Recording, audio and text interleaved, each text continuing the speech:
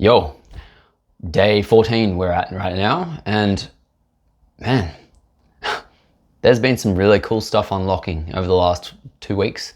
Shit, it's been 2 weeks. That's cool. So what I've been looking at is like, the theme of today is motivation and just really just going forward with stuff and not holding anything back. And what it really takes for us to do that. Like what does it take for us to be fully motivated and to be fully in our fucking fire and just really unleash upon this world with our creativity, with our expression, with whatever, like you name it. And how do we bring that forth? And I'll be honest, like the last month or two, I've had troubles getting out of bed. Like I will sort of wake up and I'm like, okay, I'm gonna get up. And then I finally get up, and then the morning goes really slow. And then it ends up being maybe 10 o'clock, and I'll start doing some work, not really effective work. It will be more like sort of procrastinating, trying to look busy, but actually being distracted in various different directions. Like this isn't real motivation. It's motivation to look busy and to basically, look like I'm busy. And that's what most of it does.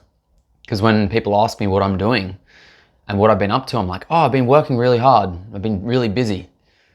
Because it looks good on the surface, and yet there's nothing that's actually being created. Nothing's changing.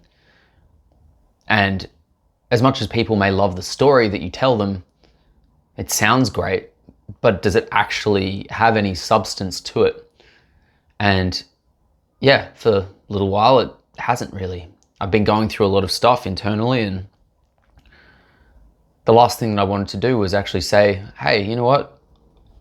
I've been struggling with this. I've been having a hard time with this. I've been doing things like outsourcing my authority to other people, groups of people, and not sourcing it from myself. And because when I do this, when I outsource this authority, I expect other people to motivate me. And so it becomes like, I'll look up someone who I've been really enjoying lately is Ed Milet. So I'll listen to one of his Spotify things in the morning. It'll be a 20-25 minute audio. I listen to it, I feel motivated, and then I'm ready to take on the day. But that motivation is so fleeting. It doesn't last very long. It doesn't even barely last for an hour. It's very instantaneous, and it's like, boom, motivated, the energy just dissipates. And so I've been really looking into this and going, what is missing? What is the thing that I'm not doing? What is the thing that's like, what am I recreating in my own head? What are the stories that I'm believing in my own head? Because even once I eliminate things like negative thoughts, I can go to the root cause of them. I can dig into them and dig into my shadows and all of these things. And ultimately it seems to come down to the same thing. It's like, well, what's going to motivate me? Why would I be motivated towards a certain thing? Because once we take all these things out of the way, like, let's say maybe we were driven by fear. Maybe we were driven by pain of some sort at some point or another to do something. Maybe we did something in our past that was driven by something. Yet once we actually heal through some of that pain and some of that guilt, some of that shame, where does the new motivation come from? Now, this is a shadow that I've noticed in healing communities and healing circles, is that we can heal, and then this healing it becomes a trap within itself. And I realize also that motivation and self-help and all of that stuff can be motivation, get the words right, it can be a trap of sorts. Because it's about the whole spectrum. It's about addressing things on a broader spectrum than just mindset, just meditation, just doing breath work, just doing ice baths, just doing yoga, if we're focusing on these things so obsessively, unless we're integrating these other parts of ourselves within that practice, it's going to come up short. And I've covered this in one of my other previous videos. I'm assuming that you might be the first, it might be the first time listening to me here. And talking about the differences between our different brains in the body, which is like our head brain, our brain. Then we've got our heart brain. Then we've got the brain, which is our nervous system and our gut and everything that's linked in with the body. It's all interwoven in with the body. And then we've got our sexual energy. And within all of those centers is there's sources of energy. There's sources of power and sources of motivation and all of those things. They've all got different motives. For example, I'll go based off my own experience. My brain thrives off information. It thrives off knowing things. It's driven by more knowledge. It just wants to know things. It wants to know how to do things. It wants to know strategy. It wants to know cool words and phrases. It wants to know how to, the shadow sides, how to manipulate people. It wants to know the right words to say, the right phrases, how to make people like me. There's all of these shadow components that come up in the mind and all of the light stuff, the stuff that just it loves. And then we've got, as we come down to the heart, it's like, what does the heart thrive off? Well, the heart thrives off being in connection with people. It thrives off alone time. It thrives off being open to ourselves. It thrives off joy. It thrives off love. It thrives off play. It's quite light, the heart. It's been my experience. It's quite light and playful and childlike. And it can be quite powerful at times. It can be soft, and then other times it can be really fiery, depending on the circumstance. The nervous system, my nervous system, it loves nature. My nervous system loves when I stop and breathe. My nervous system loves when I jump in cold water. My nervous system loves when I run or walk or surf. My nervous system doesn't like when I overconsume stimulants. It doesn't like when I'm around people I don't want to be around. It doesn't like constant stimulation from input, like social media. For example, I can fry my nervous system on dopamine, and my nervous system doesn't like this. My brain likes it, but my nervous system doesn't like it. And so I'll get to the end of the day and I'll realize that, wow, I've just been pumped up on dopamine, not the good type of dopamine, the cheap dopamine. I like to use this analogy, which is when we do things that are good for our nervous system and they're healthy, this can be community as well, being around people that we feel safe around. There's this like top shelf dopamine. I said that really weird. The top shelf dopamine. It's like the top quality, top shelf stuff that is, when we receive it, when we experience it, it lasts for a very long time. The ice baths and the breath work and all of that stuff, the feel-good hormones are working out. And it lasts a long time. And then you've got your bottom shelf stuff. The bottom shelf stuff is just like, if it was alcohol, you drink it just to get drunk. Whereas the top shelf stuff, you drink it because of the flavor. You drink it because it's an enjoyable experience. You drink it because, well, oftentimes you may not get as much of a hangover from it. Not always the case. However, it tends to be something that is it's an experience of that. And if you compare this to the dopamine that we experience in our day-to-day lives, the phone, looking through Instagram, if you're just getting smashed with all of these like hits, you're playing a lot of games, you're playing a lot of like video games, for example, there's a lot of quick firing dopamine. And even the way that the videos are made these days, a lot of the YouTube and Instagram, it's all just like really, really quick pop music. Something that I'm also very interested in. And so coming back to this nervous system component, we've got, it loves to be stimulated. It also loves to be relaxed. It depends on the circumstance, and it depends on, like, it's got a sense of balance. And so moving down into the sexual energy, which is our desire, and in that space, this is where I've been delving into today, actually, is around Think and Grow Rich. He talks about desire as one of these core components to creating wealth, creating a life that we desire. When you look at the core of that sexual center and that sexual energy, it's full of desire. It's the desire to create. It wants to create children.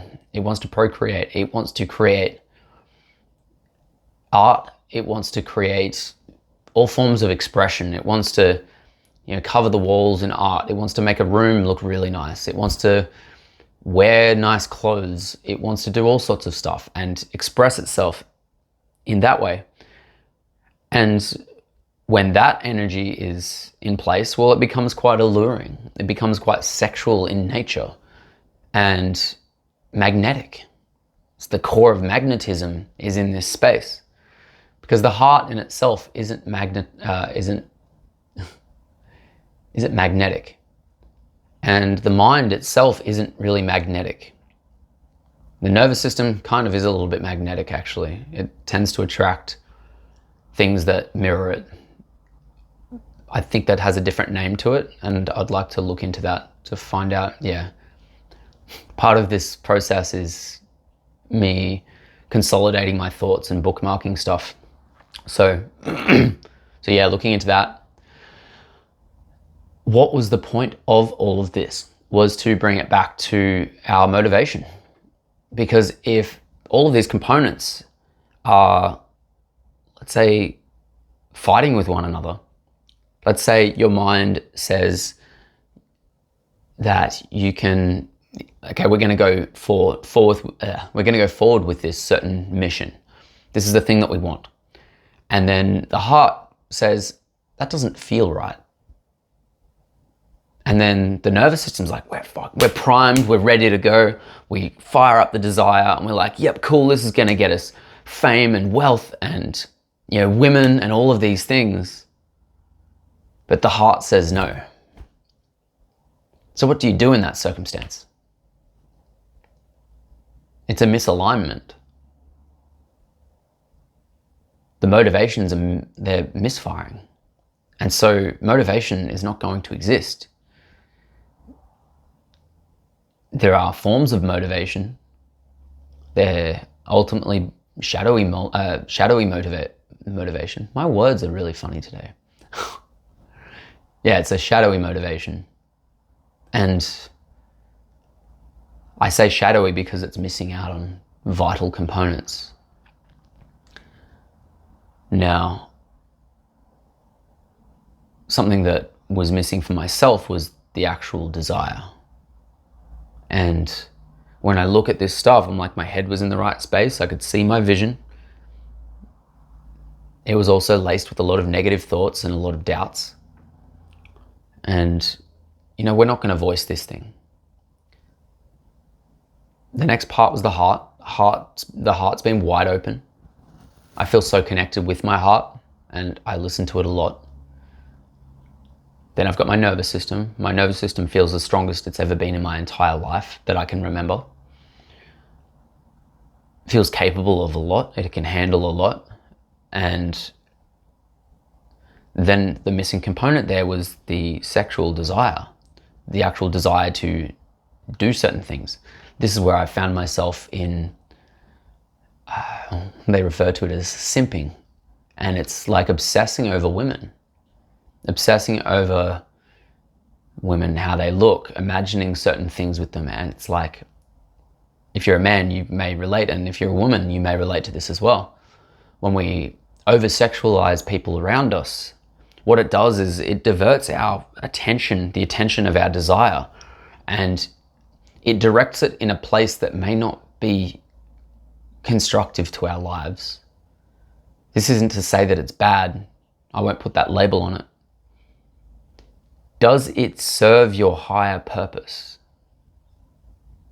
Where you're directing your desire, is it serving your greater purpose? Is it being fed into your mission? And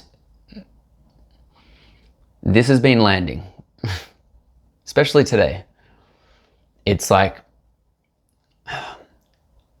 that desire ends up bringing out this like not giving a fuck energy, where it's like, you know what, I can turn up however I want, as long as I'm not affecting people in a intentionally negative way. I don't necessarily want to affect people negatively. However, there is a space and a time where the more that we speak up about certain things, there's someone that's going to be offended. There's someone that's going to disagree.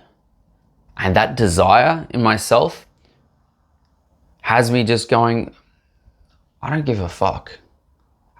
It's a feeling of I don't give a fuck rather than the mental I don't give a fuck. Because the mental I don't give a fuck gives a fuck about everything. It cares about absolutely everything a lot of the time, because it's not what it's there for. It's not there to, the mind isn't there to say whether it gives a fuck or not. Ultimately, its opinions are being invalidated constantly, like every single day, by the stories that we create. We create stories and then we add more stories to those in order to get ourselves out of the old stories. And all that happens is we're in a mush of stories. And so looking at this, cool, how do we get all these into alignment? How do we develop this motivation? How do we create it from the get-go? And so I've just created a plan for myself for the however long in the future. It will be a morning routine that gets me moving, because part of the lack of motivation that I've had is I realize myself, I'm not very motivated if I get up in the morning and I meditate. The meditation's good for silencing my mind, but it doesn't actually get my motor running. And so if you're the kind of person that does thrive off movement, and there's a whole study of stuff, I can't even remember the name of it now. When I think of the name, I'll mention it. Certain body types, certain people run off different types of energy. Some people run off serotonin. Some people run off dopamine. I'm someone that runs off dopamine. And so, what is the name of that? I'll write it in the comments when in the details afterwards. And what happens with this is, once we know what we're motivated by, we can start to set it up in our lives and start to set up a way for us to receive the things that we are motivated by. And so for myself, I thrive off ticking boxes. So if I've got a list of things to do, like that excites me. I just like, yes, tick button, tick box, tick box, tick box, tick box. And that makes the whole thing into a game for me. And so this is something that happens when we play a video game. There's a lot of motivation there. There's a lot of energy to keep going.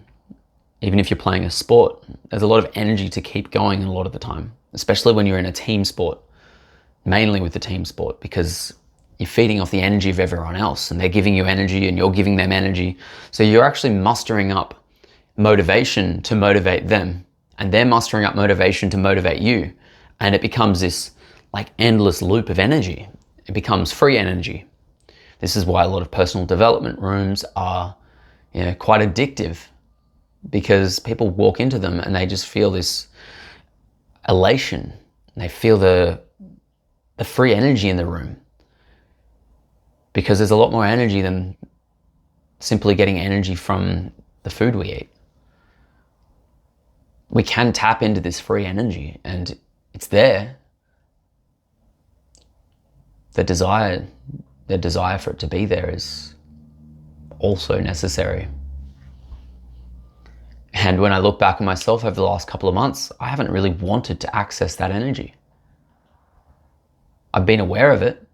Also, my mind's like, nah, I'm not going to do that. Let's not do that. Let's procrastinate. Let's waste our time. Let's do all these things. Let's disrespect time. What a great rebellion. This inner rebelliousness within myself that comes out in the strangest ways. It comes out in procrastination. It comes out in, it happened recently in this is what I was talking about, the outsourcing of authority. I realized I had chosen to actually outsource authority, outsource my authority and my accountability to a group. And this isn't a fault of the group. This is purely on me and my experience when I agreed to do the thing and I agreed to join it. I agreed to do it and I felt resentment for being held accountable. And so I've since left that group because I realized that there is a necessity for me to recreate that accountability within myself and to hold myself accountable, because no one's going to do it for me. It doesn't matter what kind of group we join. It doesn't matter if I was finding that I would turn up and I just ended up feeling guilty, or I felt shame around something that I hadn't done. And again, my own experience with it. And it's really brought me into a sense of reflection on how to actually hold myself accountable. And this is coming from this burning desire to achieve and to do well in my life, to love more, to achieve more, to make more money, to be louder, to be more expressive, to be less expressive when it's required, to listen more, to be a stronger communicator, to be a better musician, to be a better business person. And like all of these things, they require this desire and some sort of goal that we're working towards. And so, getting all these components in a row, I am really fucking fired up today because it's so exciting.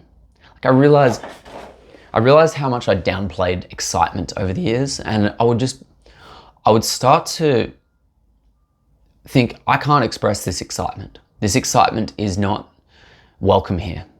I'm going to be too much. I'm going to be maybe not enough. Maybe it's not enough excitement. Mainly it was a too much. And within this paradigm of seeing myself as too much, it's like, well, I just don't do anything, right? I stay quiet, keep a shield up, and it doesn't really serve much of a purpose except for keep me in the same space. It keeps me staying in that same spot. And again, my choice, all of my choice. And this has been the biggest lesson for me over the last, and it may be helpful to you as well, is look at where you're pointing the finger of blame. Are you pointing the finger of blame at parents, at friends, family, whoever it may be?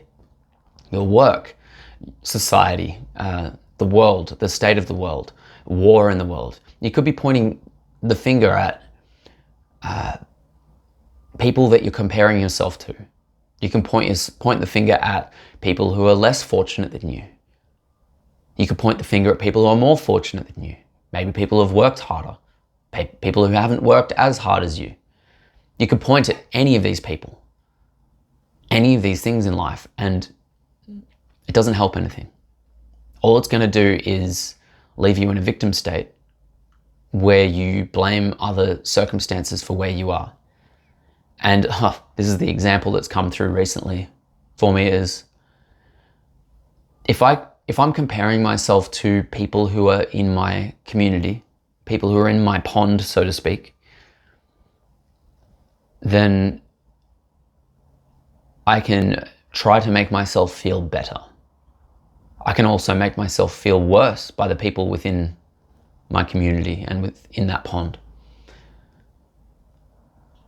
And what I was doing was making myself out to be the big fish in a small pond. This is by me saying, well, I'm going to compare myself to these people because I perceive that I'm better than these people. And that doesn't help really anything. It doesn't help to move forward. It doesn't help for me to be real with where I'm at, with where I am personally. Sure, I can learn from people. I can learn from people's mistakes. I can also learn from people's successes. Until I turn around and point that finger at myself, I'm just going to keep pointing at them and say, well, they got this because of that. They got this because of that. This person, because their family's wealthy, this is why they're successful. In the same breath, you could have someone who's not successful who also had wealthy parents. It happens. People reject those sort of things, or they don't get everything handed to them. So just because someone has had a leg up or a perceived advantage doesn't mean that they are better off than you. And that is to say that someone who's been dealt a, let's say, objectively worse hand doesn't mean they have it worse off than you. I mean, I've met homeless people that are way more peaceful than a lot of people that I see walking around or driving around on the Gold Coast where I live. A lot of people are really stressed. They're so pent up and tightly wound. And then I meet a homeless person who has nothing except for as far as material possessions. And they're just stoked to be alive. And so looking in this sense of motivation, it's like, well, what would motivate this person who's homeless? Doesn't seem like money is a motivator for them. Some cases, peace and love maybe wouldn't be a motivator for them, because if they're feeling peaceful, and I say this only if they're feeling peaceful, and obviously without knowing individual circumstances, we can't really project too much at them. And as a generalization though, we don't know what anyone else is going through. So to compare ourselves to another person is unfair to them and to you. Because in those moments that you're comparing yourself to someone else, neither of you are seeing each other clearly. You cannot see someone that you perceive as above yourself or below you. You're not really seeing them as human beings. And this is things I have to remind myself of constantly, because it's so easy. I say it's easy as a bit of an affirmation, isn't it? I have found it easy in the past to slip into that mode where I judge people and compare myself to people. And I don't know if it will ever go away. I have this feeling like it's going to be there for a very long time. And it's up to me to navigate that. And so if you've got some of these things, some negative thoughts in your head, maybe there's comparisons going on, maybe there's a superiority complex. Just being aware that those things are likely always going to be there. We hear this from people who are top performing speakers and motivational speakers and musicians and actors and all of that. They all encounter all of this stuff. They can be high achievers and still experience depression. They're not immune to it because they've moved through certain things. They just had certain driving factors and desires that they went for. Because all I can see is that in spite of all of the doubts, in spite of all of the haters, in spite of all of the limiting beliefs in their head, in spite of every form of resistance that could have possibly come up, they chose to keep going. They chose to act out of that desire and move towards something. And maybe they weren't doing it for the right reasons. Who are we to judge? Maybe they get to that point of success and realize that it's empty. That's where this part comes in. The people that have led from this space seem to lead fulfilling lives, regardless of what they do. And if they add success to that, like a material success or a wealth, it just adds to the significance of it and the power of it. Because within this heart is also our soul, and it's important to listen to all of these components of ourselves. And when I hear people speak of balance, this is what I think of. I think of the head, the heart, the soul, the gut and the body, and the sexual energy in the sexual center. Because within that lies real power. Without that, if we're not aligned with that, we're unbalanced. And I think society has this view on imbalance. For example, I've been watching a lot of stuff of Alex Hormozy lately. And he just works. He goes to the gym, spends time with his wife, and works. And people think he's unbalanced. He's like, I'm doing what I love. This is the thing that I want to do when I'm not doing other things. If I'm doing something else, I want to be working. It's the thing that if it's the thing that he loves and he's driven towards it, and he has the desire towards doing it, he does it very well. He does it very passionately. He speaks about it very passionately. He doesn't hold anything back. And he also gives something back to the world. He gives something back in the form of free courses and explains things in a way that anyone can understand. Like, it's so damn simple. And people that call him unbalanced is like, well, are they looking at the right things for balance, or are they looking at their own projection of balance? Because to me, I see a guy that operates out of his brain, cares about the people he works with, people he works for, and he cares about giving back. He's got a soul mission that's very clear. His nervous system seems to be in check because he's able to work consistently and love doing it, like without burnout, as far as I'm aware. And it's probably down to his gym training as well. It probably helps out with his nervous system, I would imagine. And then he has the desire for money, the desire for success, the desire to keep achieving more goals, and the desire to play the game. And so that's me out for today. Happy day 14, and I will see you tomorrow. Peace out, guys.